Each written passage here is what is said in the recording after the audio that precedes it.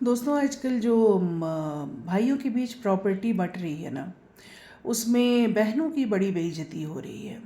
ये जो हमारी नंदें होती हैं, इनकी बड़ी बदनामी हो रही है। मुझे बहुत ही बुरा लगता है। हो सकता है आपने कभी किसी एक ऐसी किसी बहन को अपवाद के रूप में देख लिया होगा जिसने बहुत चीरा-चीरी की हो कि नहीं मुझे भी हिस्सा चाहिए संपत्ति में, माँ-बाप की संपत्ति में मेरा अधिकार है। ये बिल्कुल अपवाद वाली बातें हैं, ये सब लोग ऐसे नहीं होते हैं। मैं किसी की ननद नहीं हूँ, लेकिन मेरी भी ननद है, मेरी बॉन्डिंग बहुत अच्छी है उनसे। मैं आपको ना बहुत नज़दीकी तौर पर देख कर ये बताना चाहती हूँ कि बहनें इसलिए नहीं हैं आपके पास आती हैं मायके में कि वो आपका हिस्सा ले सकें या संपत्ति ले सकें।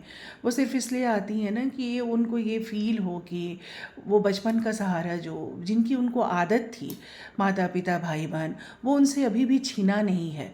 वो आज भी कहीं किसी अधिकार से जा सकती हैं और उनसे किसी ज़रूरत में मदद मांग सकती हैं। तो अगर ऐसा कुछ सौभाग्य आपको मिलता है ना कि आपको अपनी बहन के लिए या अपनी नंदों के लिए करना पड़े, तो उसको आप करिए। आप देखिए पुराने ज़माने में क्या होता था ना, हमारे तीज त्योहारों पर, पर्वों पर लड़कियों के लिए बहुत सारे नेक की चीज़ें जाती थी ससुराल में, और कपड़े जाते थे, मिठाइयाँ जाती थीं, और हर धर्म में मुझे लगता है ये रिवाज है हमारे देश में। इसलिए नहीं कि बेटियां लूटने के लिए बैठी हैं या बेटियां आपको ताना मारेंगी। ये हमारे दादा परदादा इस नियम को इसलिए करते थे कि उन बेटियों को ये ना लगे कि मायके वाले जब पर्व त्यौहार मना रहे हैं तो उस बेटी को भूल गए जिसके साथ वो कभी पर्व मनाया करते थे, या कभी त्योहारों में वो भी मायके में एक सदस्य थी, उस घर का हिस्सा थी। बस इस बात को याद दिलाने के लिए हम लोग नेक भेजा करते हैं और ससुराल में बेटियों को याद किया जाता है। वो हमारे उस ज़माने में भी ये रिवाज थे। आप सोचिए जब बहुत सारे बच्चे घर में हुआ करते थे, 8-10 बच्चे होते थे घर में। हमारे दादा परदादा, हम उनके पास इतने पैसे नहीं हुआ करते थे, फिर भी उस ज़माने में भी वो अपनी किसी बेटी बहन को किसी भी त्योहार पर भूलते नहीं थे। अभी हमारे दिमाग में आजकल के ज़माने में न जाने कौन सा जहर भर जाता है कि हमें लगता है कि जब बेटियां घर आ गई हैं तो बोझ हो गई हैं, अगर हम उनके घर कुछ सामान भेजेंगे तो हम भीख मंगे हो जाएंगे। नहीं, ऐसा नहीं होता है। आप अगर किसी के लिए कुछ अच्छा करेंगे ना तो आपके साथ अच्छा ही होने वाला है। वो उस आदत से जुड़े रहना चाहती हैं जो उनको बचपन से मिली है आदत। वो उस घर में कहीं उनको ये ना लगे कि अरे ये लोग त्योहार मना रहे हैं भतीजों के साथ, भतीजियों के साथ, तो उस जगह मना रहे हैं जहाँ कभी मेरा राज हुआ करता था और ये लोग मुझे भूल गए। नहीं, आपकी बहनें, आपकी नंदें उस घर की पहली बेटियां होती हैं।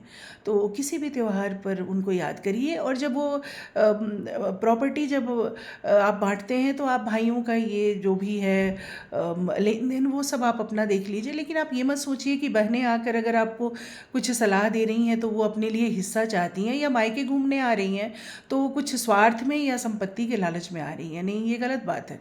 वो उस वजह से नहीं आती हैं।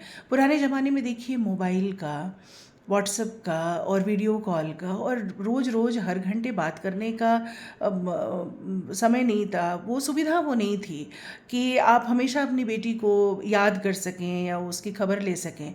इसलिए शायद पुराने ज़माने में लोग ये नेक भेजने का भी रिवाज करते होंगे कि उसी बहाने हम ससुराल वाली बेटी को याद करें।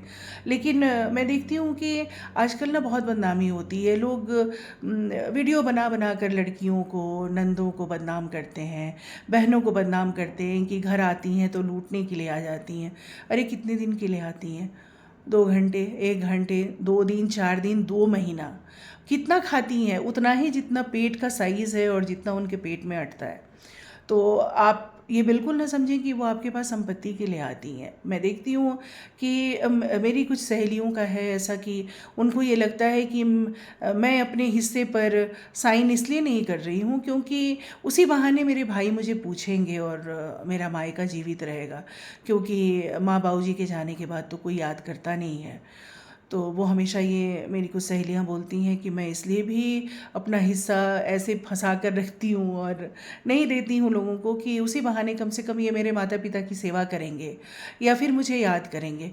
तो ये मन से भ्रम निकाल दीजिए आप बिल्कुल कि बहनें या नंदें आपके घर में आपकी संपत्ति लेने के लिए आती हैं। नहीं, वो उस जगह पर फिर से अपनी ज़िंदगी जीने आती हैं जहाँ पर वो पैदा हुई हैं और जिस जगह और जिस माता पिता की और जिन दीवारों की उनको आदत है।